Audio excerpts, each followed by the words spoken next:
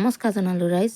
যোৱাকালি ভতিজাটোৰ জন্মদিন আছিলে আৰু এইটো যোৱাকালিয়ে ভিডিঅ' আছিলে আৰু জন্মদিন বুলি ওচৰ চুবুৰীয়া ল'ৰা ছোৱালীখিনিক মতা গ'ল আৰু কেকটো যিহেতু আহি পোৱা দেৰি হৈছে সেইবাবে পদূলিলৈ চাই পদূলিৰ ফালে গাড়ী এখন গ'লেও মানে ভাবি কি আহিলেই নেকি, কেকটো লৈ আহিছে নেকি, আৰু ভণ্টিয়ে কেকটো লৈ অহা কথা আছিলে আৰু দেৰি হৈছে সেইবাবে এনেকৈ উৎপাত লাগি আছে আৰু অৱশেষত কেকটো আহিলে আৰু পেহীয়েকে কৈছে যে ভগৱানৰ ওচৰত কেকটো কটাৰ আগতে ভগৱানৰ ওচৰত আগতে প্ৰাৰ্থনা কৰি লওঁ আৰু সি কৈছে মোৰ চব আছেই, মোৰ কিতাপ আছে, মোৰ খেলা বস্তু আছে, মোৰ সকলোবোৰ আছে, মোক একো নালাগে।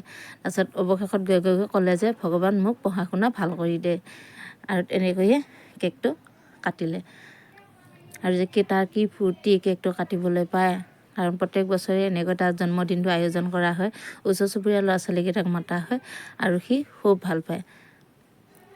আমাৰ ঘৰত জন্মদিনৰ আমাৰ ছিজন এটা চলে, মানে জানুৱাৰী 28 তাৰিখৰ পৰা জন্মদিনৰ ছিজন এটা চলে। জানুৱাৰী 28 তাৰিখে ডাঙৰজনী ভতিজাৰ জন্মদিন আছিল আৰু তাৰ পাছতে এইটো একেবাৰে সৰুটো, প্ৰথমে একেবাৰে ডাঙৰজনী, তাৰপিছত আৰু একেবাৰে সৰুটো ভতিজাৰ ভিতৰত, আৰু ইয়াত দ্বিতীয়খন বাৰ্থডে, তাৰপিছত আকৌ বাকীখিনিও আছেই।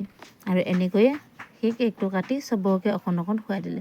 মাকক দিলে, প্ৰথমতে পেহীয়েকক দিলে, সৰু পেহীয়েকক, তাৰপিছত আইতাকক দিলে, তাৰপিছত মাকক দিলে আৰু তাৰপিছত বাইকহঁতক দিলে, ককায়েকক দিলে, সৰু ককায়েকক, তাৰপিছতে ওচৰ চুবুৰীয়া গোটেইখিনি ল'ৰা ছোৱালীকে অকণ নিজে খুৱাই দিলে। আগতে মই অকণ খুৱাই দিম বুলি কৈছে, তাৰপিছত চবকে দিছে। তাৰমানে সেইটোৱে ফূৰ্তি আৰু চাওক, চবকে দি গৈছে এফালৰ পৰা, চবকে দিছে, চবকে মানে একে মুখত গুজি সোমাই দিছে। অৱশেষত গৈ মোৰ পাল আৰু মোক সি কৈছে অকণমানহে খাবি দেই। মই কৈছোঁ গোটেইখন হাত মেলি দেচোন। সি কৈছে নহ'ব, অকণমানহে খাব লাগিব, আৰু মই অকণমানকৈ গোটেইখিনি খাই থৈ দিলোঁ। আৰু তাৰ হাতখন যেতিয়া মই গোটেইখন সোমোৱাই ল'লোঁ, সি একে কামুৰি দিব বুলি গোটেইটো যি ভয়, যি কান্দোন, চিঞৰি বাখৰি হাহাকাৰ, গোটেইখন হাত সোমাই ল'লোঁ। পিছত সি যি হাঁহিছে, কৈছে মোৰ হাতখন গোটেইখন চেলেকি দিলে, মমবাই গোটেই হাতখন চেলেকি দিলে। আৰু গৈ সকলোবোৰ হৈ গ'ল আৰু ময়ো ইয়াৰ পাকঘৰত বজাৰ মেলি লৈছোঁ, মানে ভাত বনাবলৈ সকলোবোৰ বস্তু ওচৰ চপাই লৈছোঁ।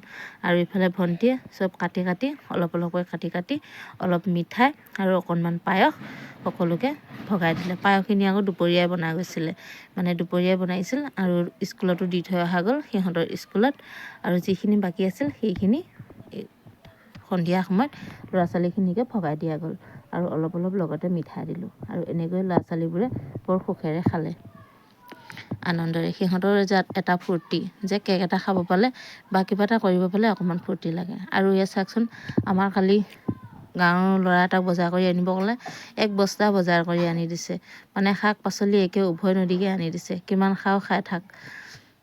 বজাৰত যিহেতু পাচলিৰ দাম কমিছে আৰু সেইবাবে সি বস্তাটোত যিমান ধৰিছে সিমানখিনি বজাৰ কৰিবলৈ লৈ আহিছে। আৰু এয়া আমাৰ মানুহ কম, কিন্তু শুকাই যাবগৈ এইবোৰ পাচলি, বিশেষকৈ বেঙেনাখিনি শুকাই যাবগৈ।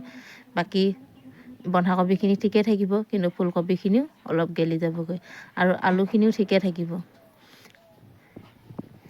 আৰু এয়া ধনিয়া চাওকচোন, ধনিয়া আমি থৈ দিছোঁ এয়া মগ এটাতে পানী দি জিৰণ দি থৈ দিছোঁ, ফুলি আছে। আৰু এয়া জলকীয়া চাওক, ইমান সোপা জলকীয়া, আৰু এনেকৈ কালি এসোপামান বজাৰ কৰি আনি দিলে। তাৰপিছত ৰাতি আকৌ খোৱা বোৱা সময় হ'ল, মই বনালোঁ মাংস।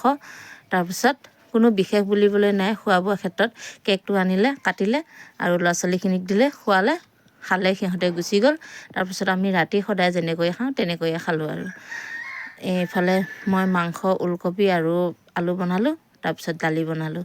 দালিখিনি ইমান ভাল নহ'ল, কাৰণ বহুত সময় সিজাই থকাৰ পাছতহে দালিখিনি সিজিছে, সেইবাবে কালাৰটো চেঞ্জ হৈ গ'ল আৰু খাবলৈও সোৱাদ নহ'ল।